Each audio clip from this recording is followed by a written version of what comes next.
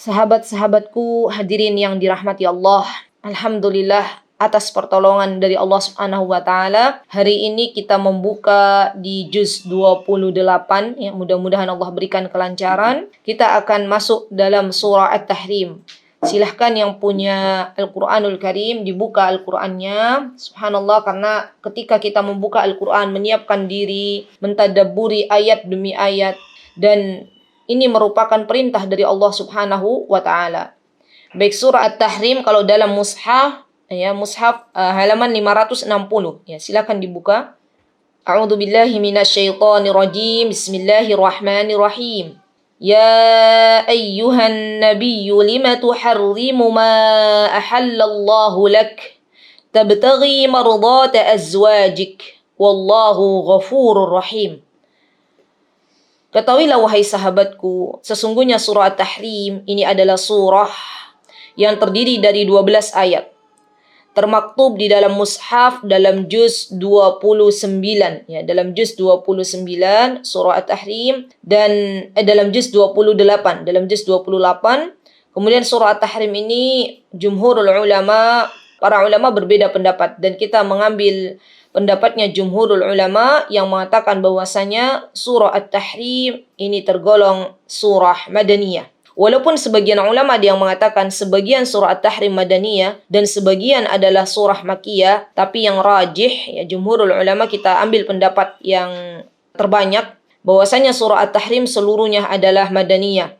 Artinya surah ini adalah surah yang turun setelah Nabi kita Muhammad sallallahu alaihi wasallam berhijrah ke kota Madinah. Para ulama mengatakan bahwasanya dalam surah At-Tahrim mereka menemukan ada berbagai macam untuk penamaan surah At-Tahrim.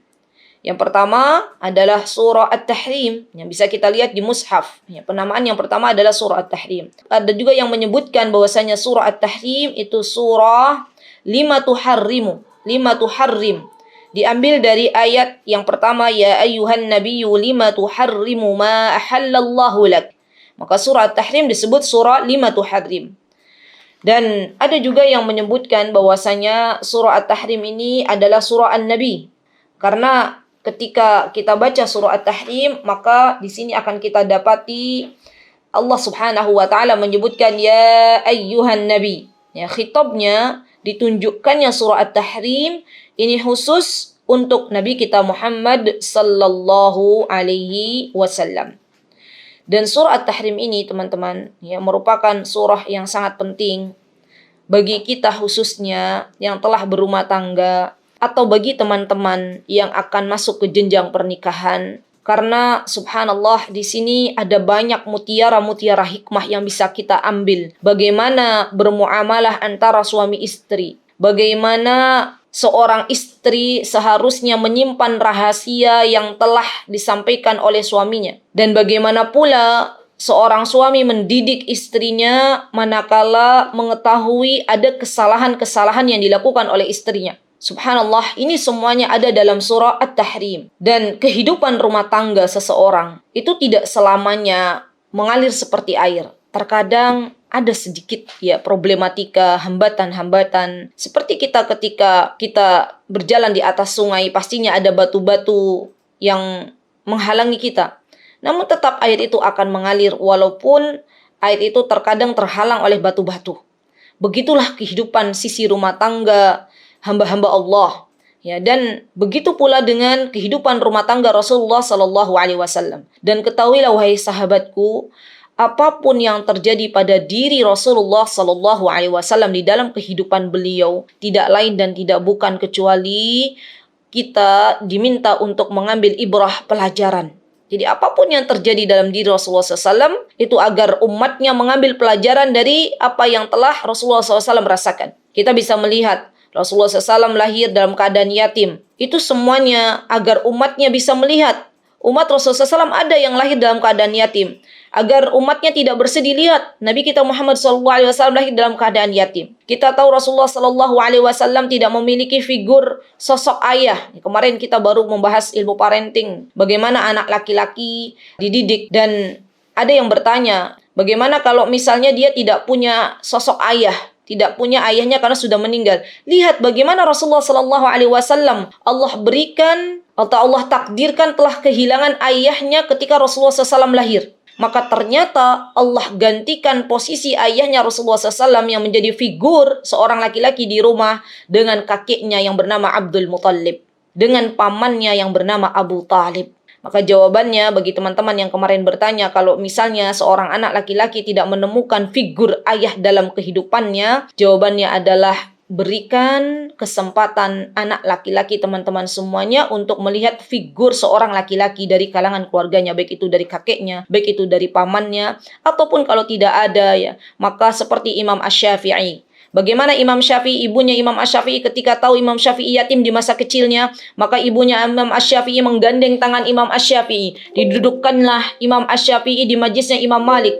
Dan Imam Syafi'i mendapatkan figur seorang laki-laki dari Imam Malik. Jadi tidak ada yang namanya mengeluh. Semuanya telah ada teladan bagi kita semuanya untuk bisa mengikutinya. Begitu pula ketika datang ya problem rumah tangga dalam diri Rasulullah SAW dan keluarga beliau, tidak lain dan tidak bukan agar umatnya bisa mengambil ibrah pelajaran dari apa yang terjadi dalam rumah tangga Rasulullah Sallallahu Alaihi Wasallam. Baik teman-teman yang dimuliakan oleh Allah Subhanahu Wa Taala, dan ketika kita semuanya ya, mengatakan bahwasanya saya telah berbahagia misalnya, tapi ternyata kebahagiaan dia hanya dirasakan oleh dirinya sendiri, tidak dirasakan oleh keluarganya, tidak dirasakan dalam kehidupan rumah tangganya, maka kebahagiaan ini kebahagiaan yang semu.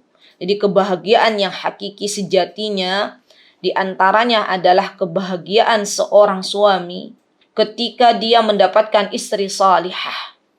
Lihat apa kata Rasulullah Sallallahu Alaihi Wasallam.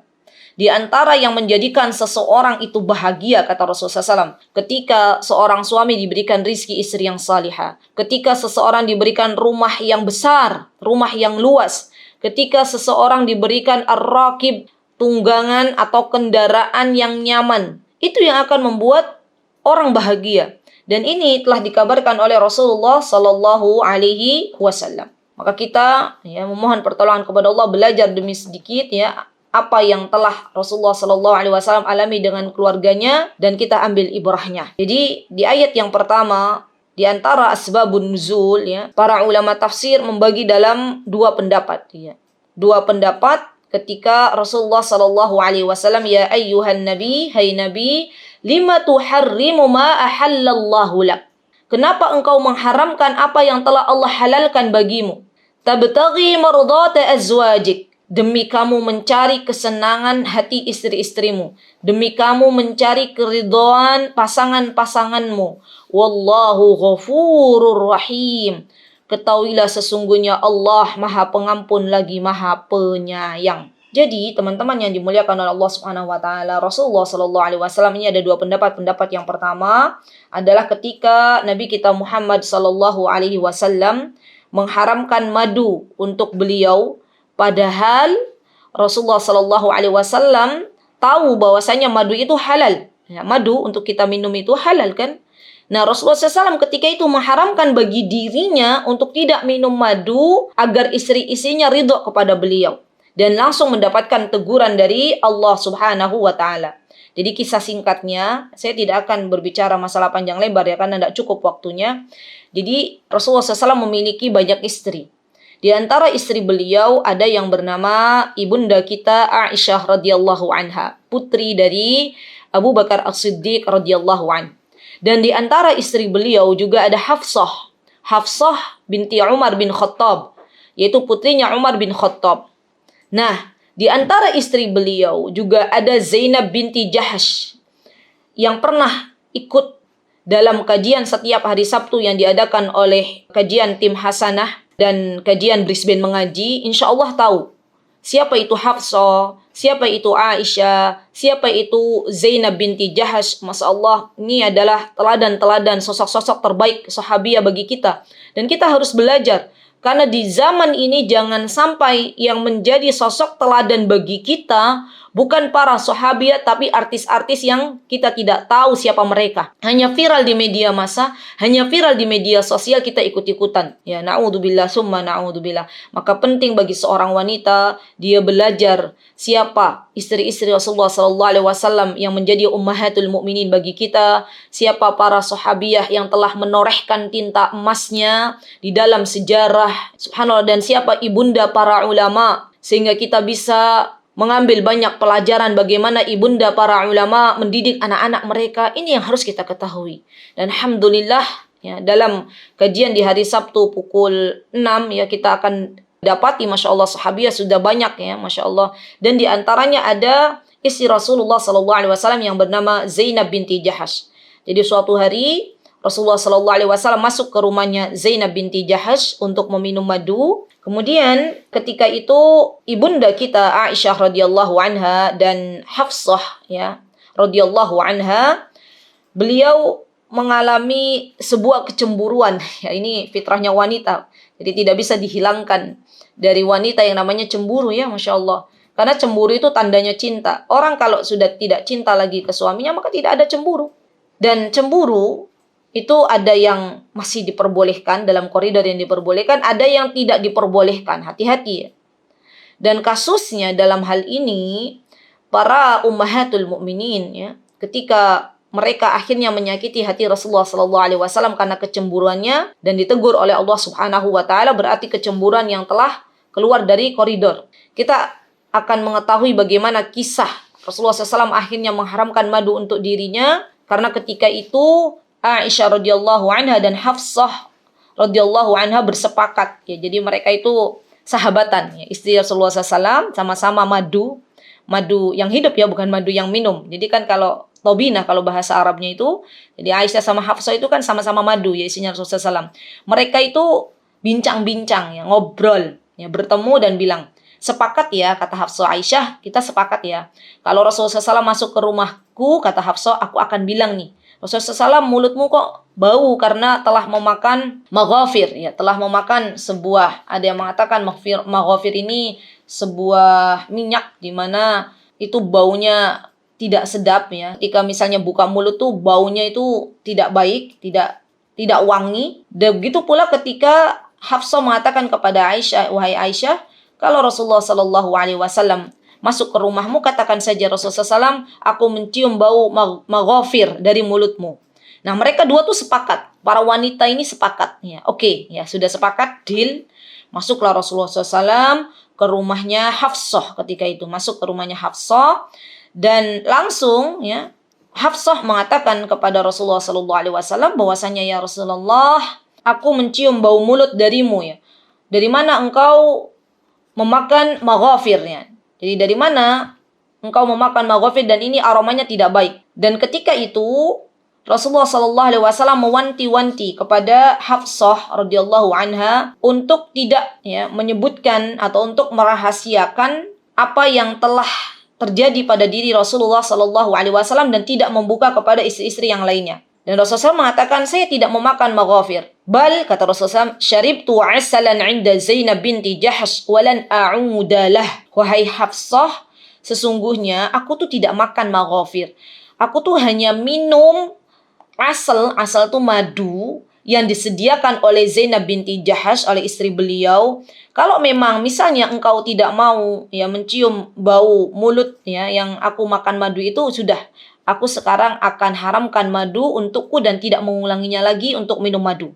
Dan kita tahu ma'ruf, ya, Rasulullah SAW itu, subhanallah, beliau sangat menjaga kebersihan dirinya. Dan kita tahu Rasulullah SAW ketika masuk ke rumah istri-istri beliau itu senantiasa mengawali dengan bersiwak. Jadi dijelaskan oleh ibunda kita Aisyah radhiyallahu anha, kata beliau, anna Nabiya sallallahu alaihi wasallam kana idza dakhala baitahu bada'a bis-siwak. Jadi Nabi SAW itu apabila masuk rumahnya maka beliau memulainya dengan bersiwak. Subhanallah, ya. Ini adalah seorang suami, ya, sosok seorang suami yang sangat-sangat luar biasa. Tidak mau istrinya mencium sesuatu yang tidak baik dari mulutnya. Dan ini sudah dicontohkan oleh Rasulullah SAW. Begitu pula ketika Rasulullah SAW akan memilih seorang istri. Ketika akan memilih seorang istri, maka Rasulullah SAW berpesan ketika itu kepada Ummu Sulaim, ya, wahai Ummu Sulaim, kalau engkau ingin memilihkan istri untukku, kata Rasulullah SAW, tolong lihat. Lihat syummi awaridha, cium bau mulutnya. Kan nggak mungkin Rasulullah SAW langsung mencium bau mulut calon pasangannya ya. Kecuali Ummu Sulaim sama wanita, coba cium bau mulutnya itu bau nggak? Ya, bau nggak? Kalau bau jangan ambil untuk istriku ya. Kalau misalnya wangi, kalau misalnya ndak bau lah, minimal ndak bau, maka ndak apa-apa. Ya ndak apa-apa, ambil, siapkan untuk dijadikan istri untukku, kata Rasulullah SAW. Subhanallah. Mutiara hikmah yang bisa kita ambil dalam kesempatan yang berbahagia ini. Ketika Rasulullah SAW memberikan yang terbaik untuk istri-istri beliau, maka bagi siapapun, para laki-laki, para suami, nanti katakan kepada suami-suami, teman-teman yang punya suami, ketika masuk ke dalam rumah, maka bersiwaklah terlebih dahulu, ya, memakai wangi-wangian. Begitu pula kita sebagai seorang istri, kita sebisa mungkin untuk wangi di hadapan suami-suami kita. Baik, kemudian teman-teman yang dimuliakan oleh Allah Subhanahu wa taala, ketika Rasulullah SAW mengatakan kepada Hafsah, wahai Hafsah, jangan buka rahasia, sudah cukup antara aku dan dirimu saja tahu kejadian ini. Ternyata Hafsah, yang namanya wanita ya, di mana-mana dari zamannya Rasulullah SAW, beliau tidak kuat untuk menahan cerita ya, dan akhirnya disampaikanlah kepada ibunda kita Aisyah radhiyallahu anha. Dan subhanallah, ketika Hafsah ya menyampaikan rahasia ini kepada Aisyah radhiyallahu anha, dan Rasulullah SAW diberitahu oleh Rabbnya, oleh Allah Subhanahu wa taala, maka akhirnya diberitahukanlah kepada mereka ya.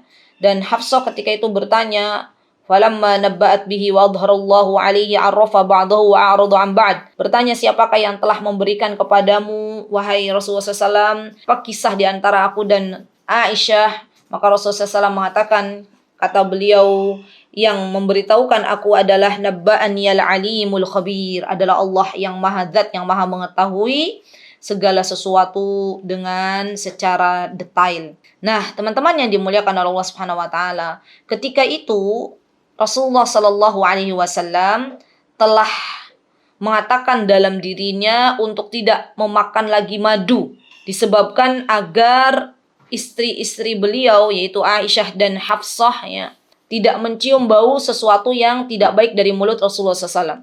Ya, ini teguran Allah Subhanahu wa taala yang diberikan kepada Rasulullah SAW, jangan engkau mengharamkan sesuatu yang telah aku halalkan. Nah, kemudian di antara asbabun nuzul yang kedua, jadi ahli tafsir, ulama tafsir mengatakan ada dua asbabun nuzul. Di antaranya adalah ketika itu terjadilah sebuah peristiwa. Ya, peristiwa ini berhubungan dengan diri Nabi kita Muhammad SAW. Jadi Nabi kita Muhammad SAW ketika itu pulang ke rumah Hafsah, ya, istri beliau. Dan beliau ketika itu bersama Maria Al-Qibtiyah. Ya, Maria Al-Qibtiyah ini adalah, ada yang mengatakan ini adalah budaknya Rasulullah SAW. Ada yang mengatakan ini termasuk dari istrinya Rasulullah SAW.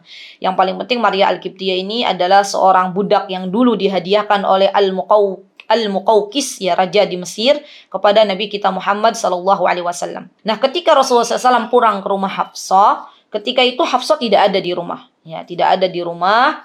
Dan akhirnya Rasulullah SAW memanggil Maria Al-Qibtiyah, dan Rasulullah SAW melakukan hubungan suami istri di rumah Hafsah ya, dengan Maria Al-Qibtiyah. Dan ketika Hafsah kembali mengetahui bahwasanya ada Maria Al-Qibtiyah di rumahnya, maka ketika itu Hafsah mengatakan sesuatu yang membuat Rasulullah SAW akhirnya mengatakan, kalau demikian saya tidak akan lagi kembali kepada Maria. Apa yang dikatakan Hafsah kepada diri Rasulullah SAW? Ya Nabi Allah, wahai Nabi Allah, laqad ji'ta ila syai'an ma ji'ta ila ahadin min azwajik. Sesungguhnya ya Rasulullah, ya Nabi Allah, engkau telah melakukan sesuatu terhadapku, sesuatu perbuatan yang belum pernah engkau lakukan terhadap seorang pun dari istri-istrimu.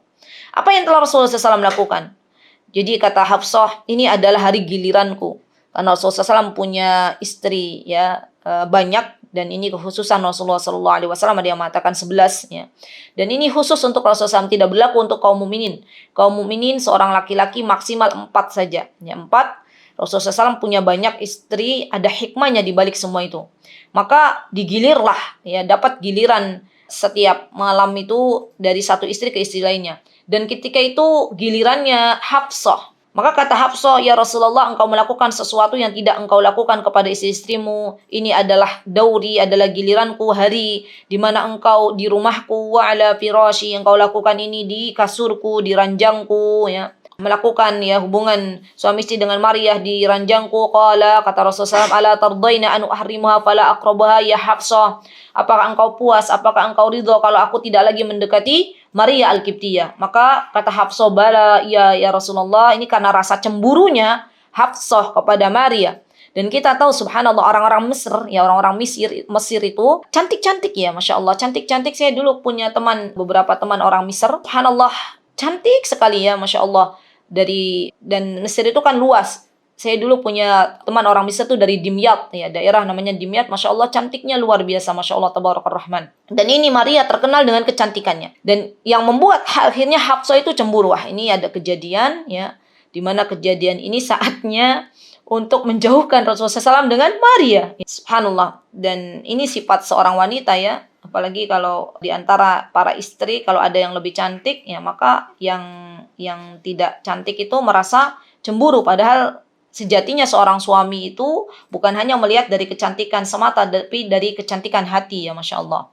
Nah, teman-teman yang dimuliakan oleh Allah Subhanahu Wa Taala, maka akhirnya Allah Subhanahu Wa Taala mengatakan kepada Rasulullah SAW, ya Rasulullah, ketika engkau bersumpah untuk tidak memakan madu, ketika engkau bersumpah ya, mohon maaf bukan makan minum madu, ketika engkau bersumpah untuk tidak lagi mendekati Maria Al-Qibtiyah padahal itu halal untukmu, maka kata Allah Subhanahu Wa Taala, maka batalkan sumpahmu dan sesungguhnya Allah menjadi pelindungmu. Qad faradallahu lakum tahillata aymanikum. Nah, ini juga ada mutiara hikmah yang bisa kita ambil. Jadi, ketika Rasulullah SAW bersumpah untuk tidak minum madu, untuk tidak menggauli Maria Al-Qibtiyah, maka Allah memerintahkan Nabi untuk membatalkan sumpah dan membayar kafarah. Dan hukum ini berlaku bagi kita orang-orang beriman. Jadi kalau ada di antara kita yang bersumpah dengan sesuatu, kemudian melihat sesuatu yang lebih maslahat. Kan Rasulullah SAW melihat bahwasanya madu itu kan kalau Rasulullah SAW mengharamkan bagi dirinya, yang ditakutkan adalah umatnya juga tidak boleh makan, tidak boleh minum madu. Padahal madu telah Allah halalkan di dalam Al-Quran surah An-Nahl. Maka ketika kita bersumpah dengan sesuatu dan kita tahu ada kemaslahatan yang lebih banyak dari apa yang telah kita sumpahkan, maka boleh dibatalkan dengan syarat membayar kafarah. Jadi orang-orang yang membatalkan sumpahnya karena melihat ada masalah yang lebih besar, maka dia boleh membatalkannya dan memberikan kafarah. Bentuk kafarahnya bisa memberikan makan 10 orang fakir miskin ya dari makanan yang kita biasa makan. Bisa juga kita berikan pakaian ya kepada mereka. Bisa juga kita memerdekakan seorang hamba sahaya. Tapi zaman sekarang kan tidak ada yang namanya hamba sahaya. Adanya kita bisa memberikan 10 makan kepada orang-orang fakir miskin apabila dia membatalkan sumpahnya. Ya, dan ini adalah kafarah. Kalau misalnya tidak bisa melakukannya, tidak bisa memberikan makan 10 fakir miskin, tidak bisa memberikan pakaian, tidak bisa memerdekakan budak, subhanallah, solusi yang Allah Subhanahu Wa Taala berikan kemudian adalah berpuasa 3 hari. Subhanallah ya, ini Allah tuh maha baik banget. Allah tuh tahu banget ada kelak dari hamba-hambanya yang untuk makan sendiri saja belum menemukan. Bagaimana mau memberikan 10 fakir miskin makanan? Ada loh hamba-hamba Allah yang demikian. Ada hamba-hamba Allah itu yang bangun dari tidur, itu nggak punya beras untuk bisa dimakan. Maka bersyukurlah kepada Allah. Ketika kita dihidupkan, kita punya makanan yang bisa kita makan. Kita dihidupkan dalam keadaan aman. Itu adalah nikmat. Dan Allah tahu ada hamba-hambanya yang demikian, maka Allah katakan kalau memang tidak bisa memberikan makan 10 fakir miskin, maka boleh bagi kalian untuk berpuasa 3 hari dengan kafarah yang telah Allah Subhanahu Wa Taala beritahukan. Baik. Kemudian teman-teman yang dimuliakan oleh Allah Subhanahu Wa Taala, di dalam ayat 1 dan ayat 2 ini menunjukkan subhanallah kebijakan Rasulullah SAW. Rasulullah SAW itu beliau mengorbankan ya sesuatu yang tahu di situ itu dihalalkan demi menyenangkan istri-istrinya, demi menjaga keharmonisan rumah tangga beliau ya. Dan subhanallah ternyata Rasulullah SAW beliau ketika melakukan itu adalah sesuatu yang tidak diridhai oleh Allah Subhanahu Wa Taala, maka langsung ditegur oleh Allah Subhanahu Wa Taala. Ini menunjukkan bahwasanya Rasulullah SAW maksum. Ketika beliau salah langsung ditegur oleh Allah Subhanahu Wa Taala. Kemudian ayat yang ketiga Allah Subhanahu Wa Taala berfirman, wa id asarran nabiyyu ila ba'di azwajihi haditha falamma nabba'at bih Wa adharahu Allahu alaihi arrafa ba'dahu wa a'rada 'an ba'd. Nah, ini juga kisah di mana tadi ya kita tahu bahwasanya Hafsah memberitahukan Aisyah radhiyallahu anha tentang kejadian. Berarti kejadiannya kan ada dua. Kejadian Rasulullah SAW menggauli Maria Al-Qibtiyah di rumah beliau dan kejadian Rasulullah SAW meminum madu ya. Maka Hafsah memberitahukan ibunda kita Aisyah radhiyallahu anha berkaitan dengan apa yang telah terjadi pada diri Rasulullah SAW dan Maria. Kalau kita ambil asbabun nuzul yang kedua, dan Allah Subhanahu wa taala memberitahukan peristiwa ya, di mana Hafsah menyembunyikan sesuatu dari Rasulullah SAW, di mana Hafsah membuka rahasia ya, rahasia Rasulullah SAW yang telah Rasulullah SAW amanahkan kepada Aisyah. Ya, subhanallah. Kemudian Hafsah bertanya kepada Rasulullah sallallahu alaihi wasallam ya Rasulullah, falamma nabba'aha bihi, ketika Rasulullah SAW mengatakan kepada Hafsah, Hafsah, kenapa engkau tuh beritahukan kepada Aisyah, kan aku sudah bilang ya, bahasanya begini ya.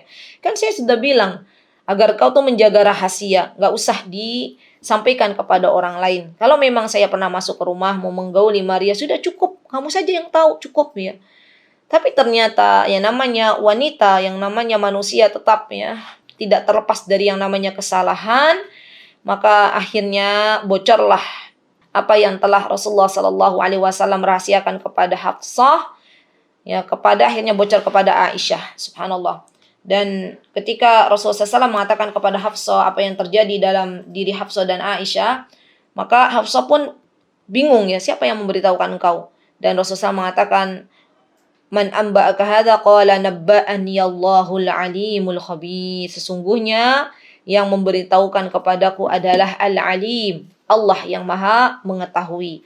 Al-Khabir, Allah yang Maha mengetahui urusan-urusan hambanya dengan detail. Jadi bedanya Al-Alim sama Al-Khabir.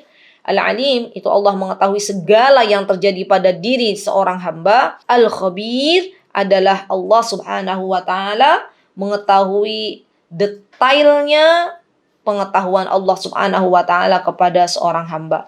Nah, ini yang akan saya sampaikan teman-teman, mutiara hikmah yang bisa kita ambil di ayat yang ketiga ini. Hendaklah kita sebagai seorang istri, apabila suatu hari suami kita mengatakan kepada kita, wahai istriku, wahai belahan jiwaku, saya akan mengatakan sebuah rahasia kepadamu. Sudah mewanti-wanti suami kita untuk merahasiakan sesuatu kepada kita, artinya suami kita itu percaya ke kita.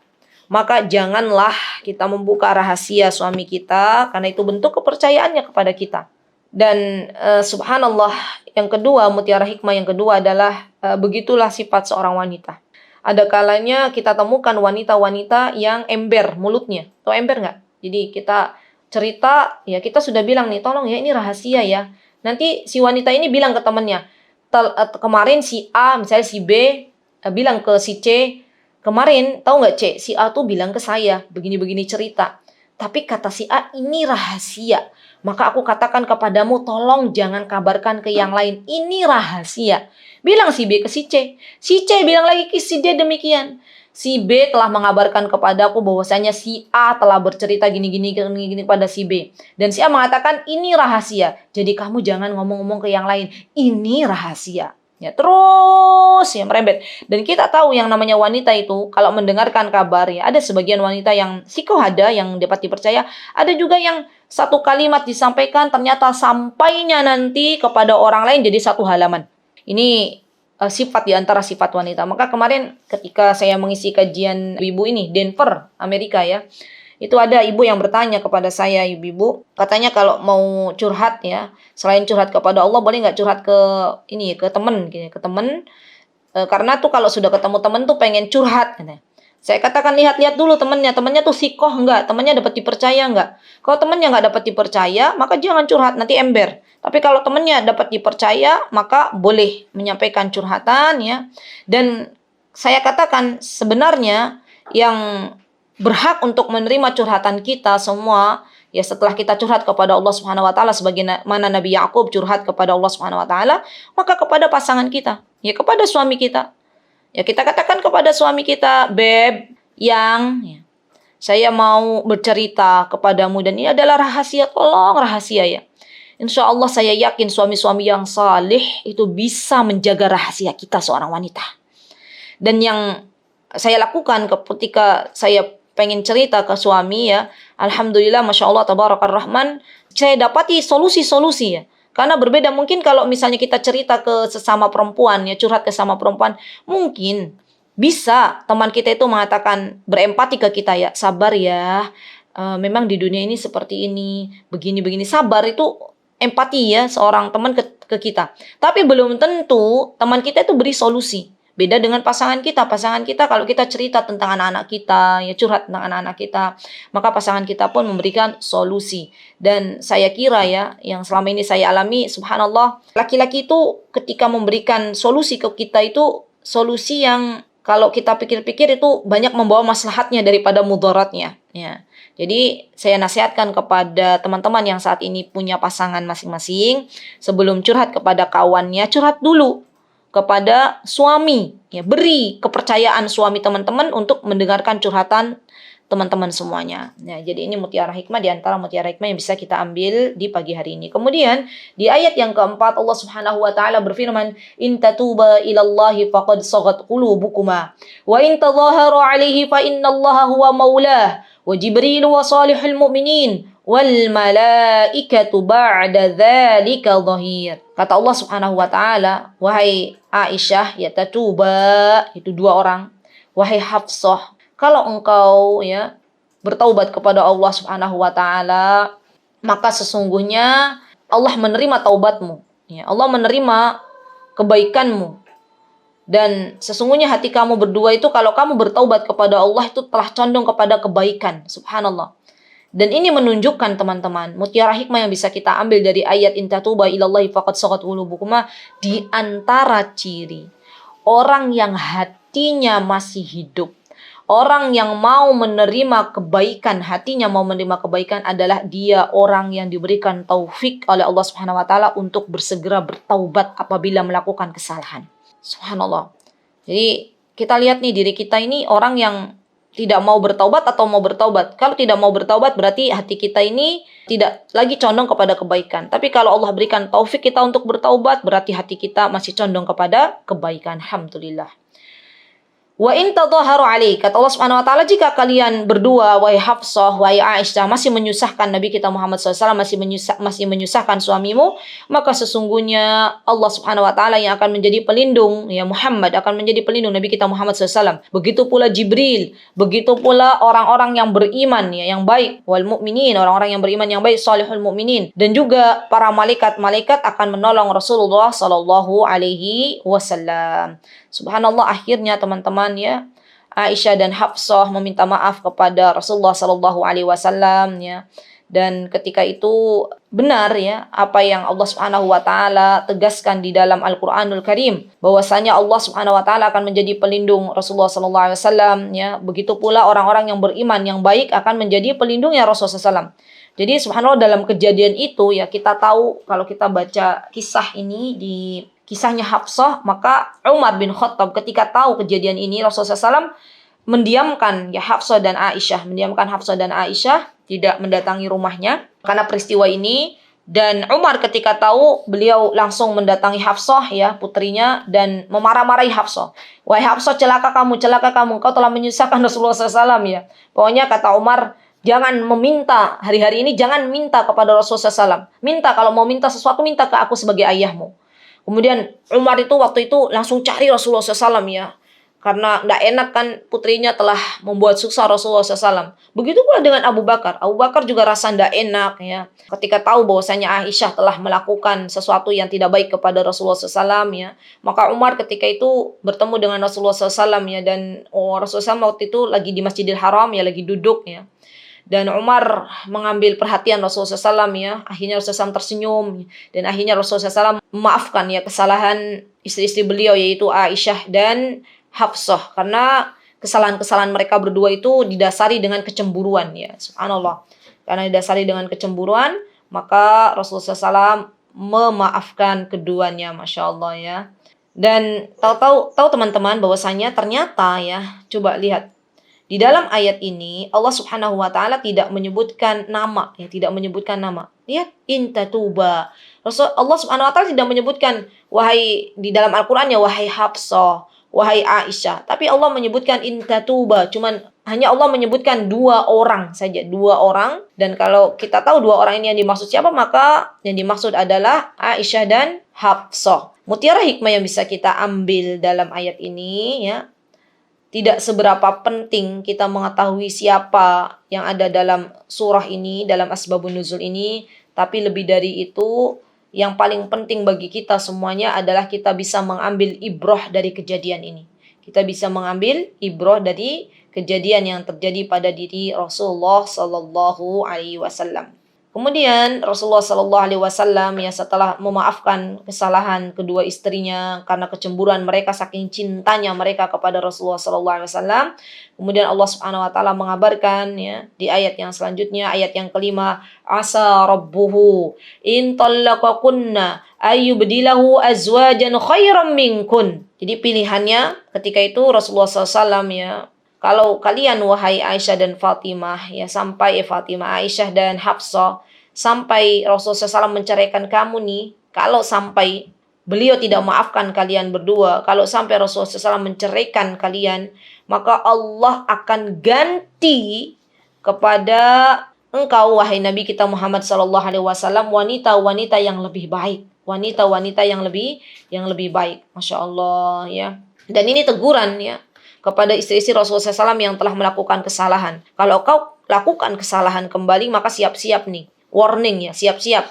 Siap-siap, kata Rasulullah SAW, siap-siap, aku akan ceraikan engkau. Ya.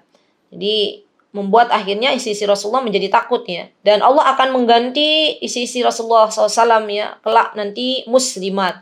Seorang muslimat, seorang yang menyerahkan diri kepada Allah Subhanahu wa Ta'ala. Kemudian Allah Subhanahu Wa Ta'ala akan mengganti istri Rasulullah dengan mukminat, orang yang beriman kepada Allah Subhanahu Wa Ta'ala. Qanitat, orang-orang yang taat kepada Allah Subhanahu Wa Ta'ala.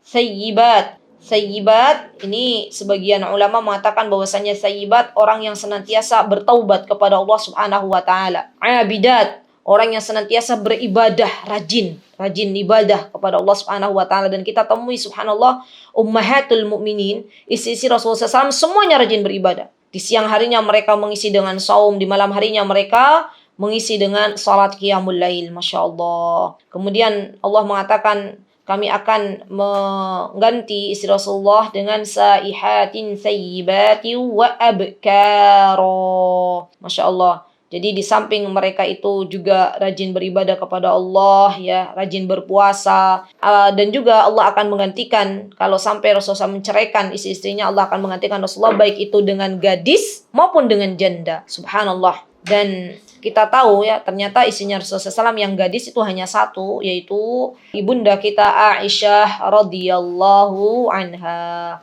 Kemudian ayat yang terakhir ya untuk surah Tahrim, insyaallah kita ambil hari ini 6 ayat. Apa yang Allah Subhanahu wa Ta'ala katakan, ya ayyuhalladzina amanu qu anfusakum wa ahlikum nara. Wahai orang-orang beriman, peliharalah dirimu dan keluargamu dari api neraka. Ini ditunjukkan untuk bapak-bapak, untuk para suami, untuk para ayah. Ketahuilah sesungguhnya kalian memiliki kewajiban yang besar. Jadi suami kita itu punya kewajiban yang besar, yang mana kelak ya akan ditanya oleh Allah Subhanahu Wa Taala satu persatu. Kasihan ya laki-laki itu akan menghadap Allah tanya, bagaimana dengan anakmu, bagaimana dengan istrimu. Tidak bisa seorang laki-laki itu egois. Ya udahlah, aku mau masuk surga, biarin aja anakku, istriku di neraka. Tidak bisa. Ya, kelak nanti akan ditanya oleh Allah Subhanahu Wa Taala. Allah akan tanya, bagaimana istrimu? Apakah sudah kau suruh istrimu itu untuk memakai hijab? Apakah sudah engkau suruh istrimu untuk berpuasa? Apakah engkau sudah mengajarkan agama kepada anak istrimu? Semuanya akan ditanya oleh Allah Subhanahu Wa Taala. Bahkan kemarin ya, ketika saya mengisi parenting hadirah seorang ayah ya, terutama untuk anak laki-laki, ini berkaitan dengan tanggung jawab yang begitu besar. Tanggung jawab yang begitu besar, sosok seorang ayah harus hadir karena kelak mereka yang akan ditanya oleh Allah Subhanahu Wa Taala. Dan bukan alasan saya sudah memberikan nafkah, saya sudah mengirimi uang setiap bulannya.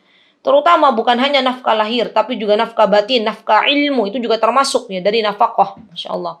Dan ketahuilah, wahai para bapak-bapak, ya para, nanti ini teman-teman boleh habis ini nanti berdalil ya kepada suami. Beb, ini loh ada ayat tadi surat At-Tahrim, sesungguhnya Kau harus memelihara ya dirimu dan keluargamu dari api neraka, waquduhan nas wal hijaru, yang mana bahan bakar api neraka itu manusia dan batu, 'alaiha malaikatun ghilab, dan penjaga-penjaganya malaikat-malaikat yang kasar, boro-boro senyum, yang keras, yang tidak mendurhakai Allah, la ya'sunallah ma amarahum wa yaf'aluna ma yu'marun, yang tidak mendurhakai Allah terhadap apa yang diperintahkan Allah. Jadi malaikat-malaikat penjaga neraka itu adalah malaikat-malaikat yang tunduk kepada Allah Subhanahu wa taala. Semoga Allah Subhanahu wa taala memberikan kepada kita semuanya pasangan-pasangan hidup yang salih. Semoga para ayah yang belum kembali ke rumahnya untuk mendidik anak istrinya menjadi manusia-manusia yang takut kepada Allah Subhanahu wa taala, dan semoga kita kelak dikumpulkan bersama keluarga besar kita di surga Firdaus tertinggi. Amin. Allahumma amin.